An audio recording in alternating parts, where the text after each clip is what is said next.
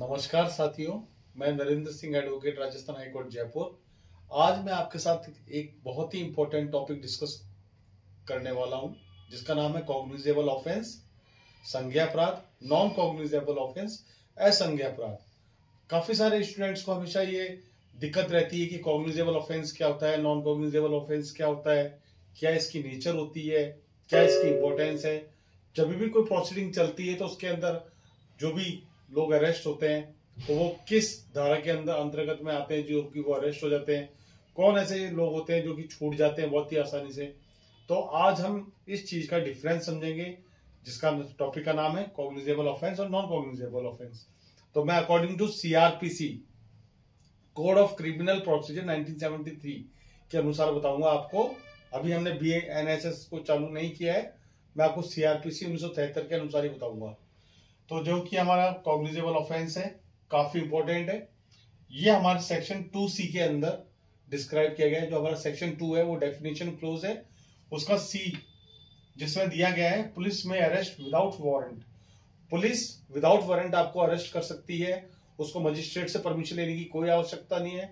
अगर पुलिस को संदेह होता है या डाउट होता है कि इस पर्सन ने कोई ऑफेंस किया है या करते हुए देखा है पुलिस ने, तो उसको वो तुरंत अरेस्ट कर सकती है।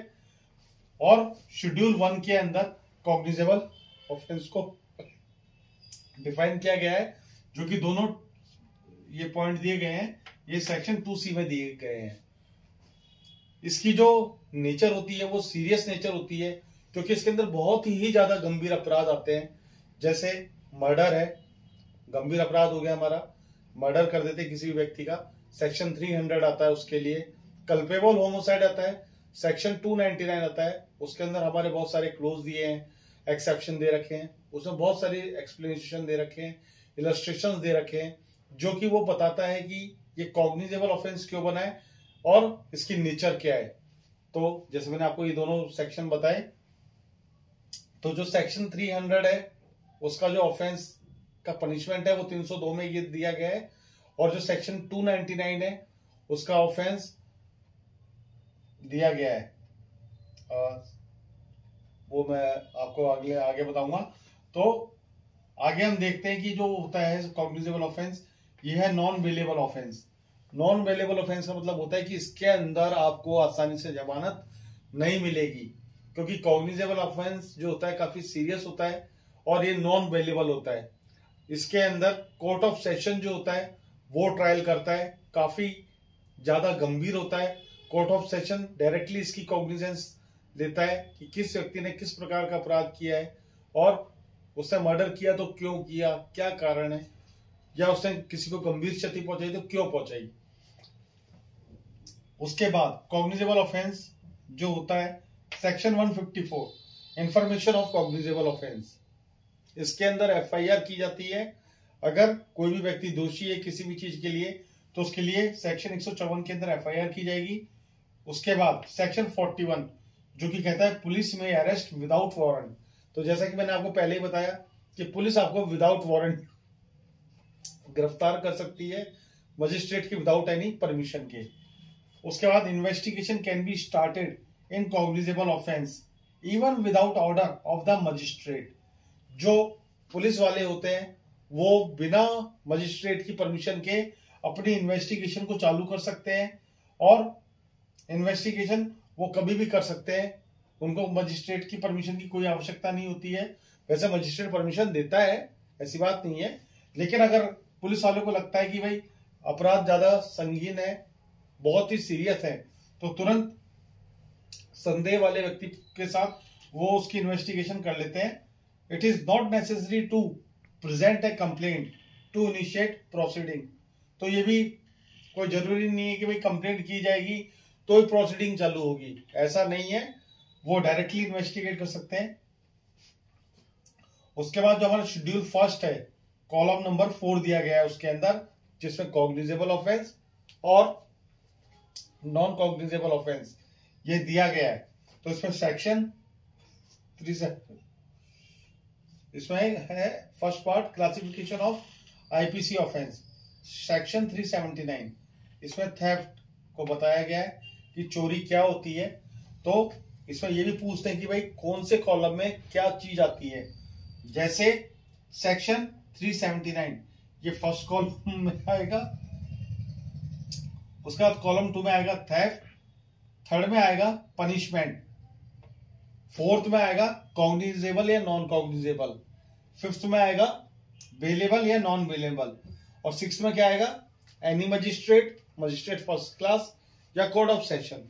इसमें ये सीरियल नंबर हमें विशेष याद होने चाहिए, क्योंकि सीधा एग्जाम में क्वेश्चन उठ के आता है कि किस सीरियल नंबर पर कॉग्निजेबल ऑफेंस को दिया गया है, कौन से कॉलम में है। तो कॉलम नंबर 4 है। इसमें सेक्शन 379 है। थेफ्ट का मतलब होता है चोरी, इसमें 3 ईयर का पनिशमेंट देते हैं, और फाइन होता है या दोनों भी दे सकते हैं। ये मजिस्ट्रेट की डिस्क्रिप्शन पे डिपेंड करता है, उसका डिस्क्रिप्शन है, उसका विवेकानुसार वो बता सकता है, तो दे सकता है ये कि चाहे तो फाइन भी लगा दे या दोनों को भी एक साथ कर दे। इसकी नेचर होती है कॉग्निजेबल और नॉन बेलेबल। संज्ञेय अपराध है, नॉन बेलेबल है, कोई भी मजिस्ट्रेट ये कार्रवाई कर सकता है। ऐसे ही सेक्शन 382 है थेफ्ट प्रिपरेशन, इसमें रिगरस इम्प्रिजनमेंट दिया हुआ है। रिगरस इम्प्रिजनमेंट क्या होता है? एक होता है इम्प्रिजनमेंट, वो होता है कारावास, उसमें कैदी को नॉर्मल काम करना होता है और वो अपना काम को करता रहता है और अपनी सजा को काटता रहता है। लेकिन जो रिगरस इम्प्रिजनमेंट होता है वो होता है कठोर अपराध। कठोर अपराध के अंदर जो अपना ये कैदी होता है उसको बहुत ही ज्यादा क्रूअल पनिशमेंट दी जाती है, उससे थोड़ी मेहनत ज्यादा कराई जाती है। उसके इम्प्रिजनमेंट के भी टाइप होते हैं कि कब उसको अंधेरी कोठरी में रखना है, कब उसको फ्री करना है। तो ये मतलब काफी ज्यादा पेनफुल होती है और बहुत ही ज्यादा रिगरस नेचर होता है इसका, और चाहे तो फाइन भी इसके साथ इम्पोजिशन किया जा सकता है। रिगरस इम्प्रिजन फॉर 10 ईयर और फाइन। नेचर है कॉग्निजेबल और non billable. Magistrate first class इसकी ट्रायल करता है। नेक्स्ट है हमारा 304B डाउरी डेथ। तो जैसा कि हम जानते हैं कि डाउरी डेथ एक बहुत ही ज्यादा गंभीर ऑफेंस है। लोग दहेज की ज्यादा मांग करते हैं और बहुत, जैसे कि हमने देखा है पिछले 50-60 सालों में कि औरतों को जला देते थे या फिर उनका काट के या जो भी उनके साथ करते थे, जैसे स्टोव फट जाता था तो बहुत सारे लोग ये कंप्लेन करते थे कि स्टोव फटने के कारण बहू की डेथ हो गई। तो वो सब डाउरी के अंदर ही आते हैं। Section 304B dowry death. इसके अंदर 7 ईयर का पनिशमेंट है और चाहे तो ये LI इम्प्रिजनमेंट ऑफ लाइफ तक जा सकता है। इसकी नेचर भी कॉग्निजेबल है, नॉन बेलेबल है और कोर्ट ऑफ सेशन। तो जो कोर्ट ऑफ सेशन होता है वो इन गंभीर अपराधों के लिए ट्रायल करता है और ये ट्रायल काफी इंपॉर्टेंट होती है। इसके अंदर जिन्होंने जो भी गलत चीज की है, बहू को जलाया है या डाउरी के लिए उन्होंने जो भी डिमांड करी है, उनको पूरा एक्सप्लेनेशन देना होता है कोर्ट ऑफ सेशन के सामने। इसका एक्सेप्शन भी है। एक्सेप्शन में यह आता है कि जैसे हम देखते हैं कॉग्निजेबल, नॉन बेलेबल, ये आ रहा है। अब आएगा कॉग्निजेबल ऑफेंस और बेलेबल ऑफेंस। तो ये कब होता है? तो इसका ये एक्सेप्शन है section 296 disturbance religious piece.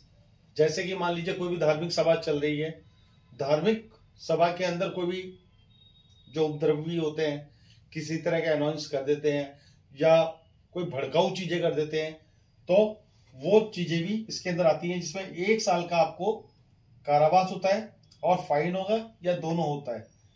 Cognizable होता है, कॉग्निजेबल ऑफेंस है, बेल मिल जाती है इसके अंदर और कोई भी मजिस्ट्रेट इसको ट्राई कर सकता है। केस लॉ आएगा state of Haryana versus Bhajanlal, AIR 1992 SC 604। तो क्या होता है कि जो भी केस चलते हैं कोर्ट के अंदर, तो अगर किसी की भी डेथ होती है या कोई भी चीज होती है तो हमेशा स्टेट, क्योंकि जो ऑफेंस हुआ है वो स्टेट के अगेंस्ट में हुआ है, ठीक है ना। इसलिए हमेशा स्टेट आएगा, स्टेट ऑफ हरियाणा जिस राज्य में हुआ है।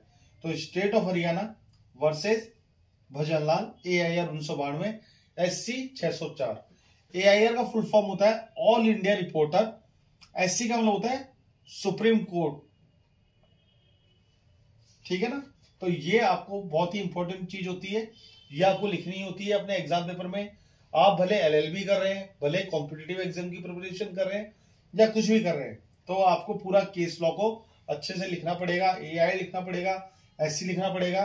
तो उससे एक पॉजिटिव इंप्रेशन ये जाता है कि हाँ, बच्चे ने जो चीजें बताई हैं, लिखी हैं, उसको इन चीजों का नॉलेज है, इसलिए उसने इन चीजों को अच्छे से लिखा है।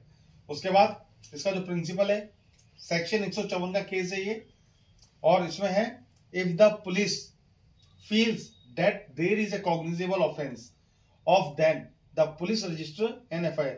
यदि पुलिस को संदेह होता है या पुलिस को लगता है कि ये अपराध गंभीर है और हमें FIR लिखना चाहिए, तो पुलिस FIR लिखती है। और उसके बाद जैसा कि मैंने आपको बताया कि वो सीधा का सीधा इन्वेस्टिगेशन कर सकती है डाउटफुल पर्सन पे, और जो भी वो एक्शन लेना चाहे तो ले सकती है।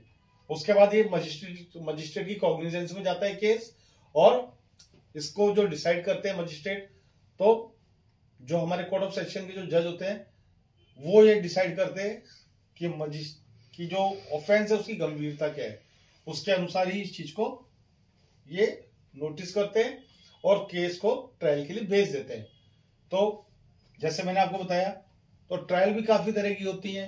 ट्रायल का आपको पता ही होगा, समन ट्रायल होती है, वारंट ट्रायल होती है। तो जो समन ट्रायल होती है वो 2 साल की होती है, वारंट ट्रायल जो होती है वो 2 साल से ज्यादा की होती है। उसके बाद आपकी चलती है समरी ट्रायल, समरी ट्रायल 6 महीने की होती है। और जो कोर्ट ऑफ सेशन की ट्रायल है वो आपको LI भी दे सकता है और आपको डेथ पेनल्टी भी दे सकता है।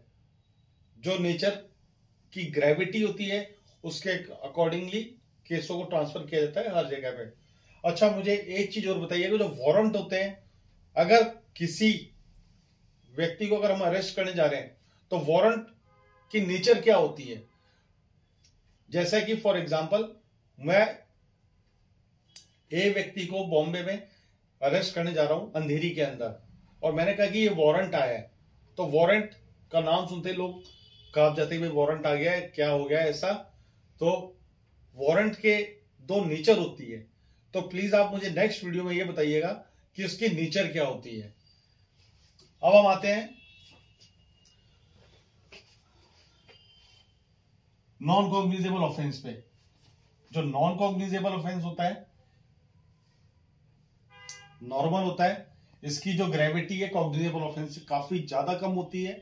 जैसा कि मैंने किसी को एक थप्पड़ मारा, ठीक है, तो थप्पड़ मार दिया तो वो कोई एक बहुत बड़ा ऑफेंस नहीं है, ओनली मैंने उसको हल्का सा थप्पड़ मार के छोड़ दिया, ठीक है ना। तो नॉन कॉग्निजेबल ऑफेंस होती है, और इसकी जो नेचर होती है वो बेलेबल होती है। इसके अंदर आपको आसानी से बेल मिल जाती है, बॉन्ड भरवाते हैं और आपको बेल दे देते हैं कि भाई ठीक है, कोई बात नहीं, आपने अगर कोई ऐसी नॉर्मल चीज की है तो कोई बात नहीं, आपको छोड़ देते हैं। सेक्शन 2L, सेक्शन 2 में डेफिनेशन है, L इसका क्लोज है, a police officer has no authority to arrest without warrant. तो पुलिस वाले को यह समझना पड़ेगा कि जो ऑफेंस है, जो कॉग्निजेबल या नॉन कॉग्निजेबल ऑफेंस हुआ है, अपन नॉन कॉग्निजेबल के लिए डिस्कस करें, तो जो नॉन कॉग्निजेबल ऑफेंस हुआ है उसकी नेचर क्या है, उस नेचर को समझते हुए पुलिस वाला जो है कंप्लेंट को रजिस्टर करता है, ठीक है ना। और इसमें वो चाहे तो मतलब उसको क्या है, विदाउट वारंट ये करना होता है। A police officer has no authority to arrest without warrant. वो किसी को अगर अरेस्ट करेगा ना तो विदाउट वारंट अरेस्ट नहीं करेगा, वो उसको वारंट अपने पास रखना पड़ेगा।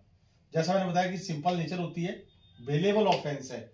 स्केड्यूल फर्स्ट के अंदर ये बताया गया है, स्केड्यूल फर्स्ट CRPC के अंदर दिया गया है, जिसमें IPC के सारे ऑफेंस आते हैं। ये आपको विशेष रूप से याद करना है, क्योंकि इसके अंदर जो होता है, जैसे कि मैंने आपको पहले बताया था, क्लासिफिकेशन ऑफ IPC ऑफेंस, इसमें IPC के सारे ऑफेंस आते हैं। सेक्शन 109 से लेके और 511 तक आएंगे। उसके बाद इसमें जो होगा दूसरा वाला वो होता है अदर ऑफेंसेस के लिए। उसके अंदर आपका जैसे डीवी एक्ट आ जाएगा या फिर एनआई एक्ट आ जाएगा। डीवी एक्ट का सेक्शन 32 आ जाएगा कॉग्निजेबल केस में, और एनआई के आगे सेक्शन 138 से लेके 148 तक। अब जैसे हमारे ये शेड्यूल फर्स्ट है, कॉलम नंबर 4 है, वही आ गया cognizable offence and non cognizable offence. तो हमें कॉलम नंबर याद रखना है 4। उसके बाद आएगा section 50, person arrested to be in form of ground of arrest. Arrest के क्या ग्राउंड है, और राइट टू बेल, और उसको बेल मिल जाएगा। तो जैसा मैंने बताया इसकी बेलेबल है, ये बेल आ गया, ठीक है ना। और विदाउट वारंट क्या नहीं कर सकता, आपको अरेस्ट नहीं कर सकता। अब आपको सेक्शन 90 में जो हमारी कंप्लेंट होती है, generally cognizance of offence by magistrate, ये मजिस्ट्रेट के पास जाता है। हालांकि सीजीएम डिसाइड करता है, चीफ जुडिशियल मजिस्ट्रेट, की ऑफेंस की नेचर क्या है। ऑफेंस की नेचर अगर कंप्लेंट की है तो वो कंप्लेंट में चली जाएगी, और अगर वो एफआईआर की है तो उसको एफआईआर में भेजता है। अब हम नॉन कॉग्निजेबल पढ़ रहे हैं तो यहाँ पे ऑब्वियस सी बात है कि यहाँ पे क्या आएगा, कंप्लेंट आएगी। तो सेक्शन 190C का है। और एक इंपॉर्टेंट चीज याद रखिए आप, जो सेक्शन में आपको बता रहा हूं ये सेक्शन आप जरूर लिख के आना, क्योंकि इससे आपको नंबर मिलेंगे और लेक्चरर को भी लगेगा कि हाँ बच्चा अच्छे से प्रिपेयर करके आया है, उसको आता है, उसको सेक्शन भी पता है, तो आपको नंबर अच्छे मिलेंगे। उसके बाद स्केड्यूल फर्स्ट, जैसे कि मैंने आपको बताया, सबसे पहले आता है ऑफेंस। जैसे सेक्शन 352, इसमें क्या आएगा, इसका मतलब सेक्शन तो आएगा 352, ऑफेंस आएगा असॉल्ट एंड क्रिमिनल फोर्स, ठीक है। आगे ये बहुत लंबा डिस्क्रिप्शन है, तो आप शेड्यूल फर्स्ट में देख लीजिएगा। उसके बाद थर्ड नंबर पे आता है 3 मंथ का इम्प्रिजनमेंट मिलता है, फाइन होगा 500 रुपए, या दोनों दे सकते हैं। उसके बाद नॉन कॉग्निजेबल है, बेलेबल मिल जाएगा, बेल मिल जाएगी आपको आसानी से।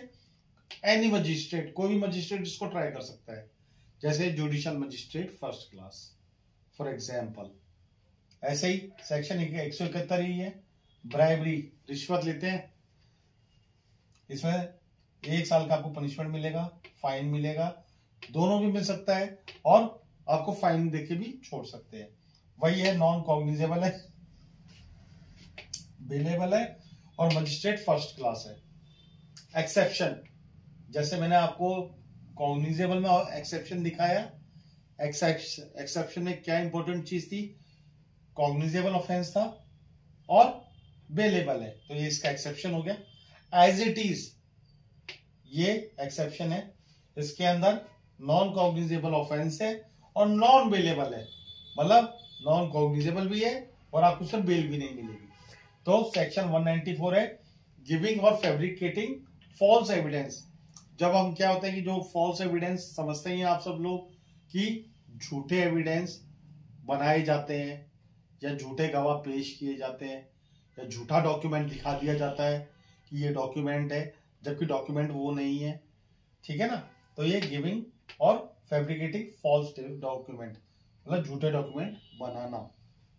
इसमें आपको एलआई हो सकती है, इम्प्रिजनमेंट ऑफ लाइफ हो सकती है, और रिगरस इम्प्रिजनमेंट दिया जा सकता है 10 साल का, जो मैंने बताया था बहुत ही कठोर कारावास होता है, और एंड फाइन, इसमें फाइन भी दिया जाता है।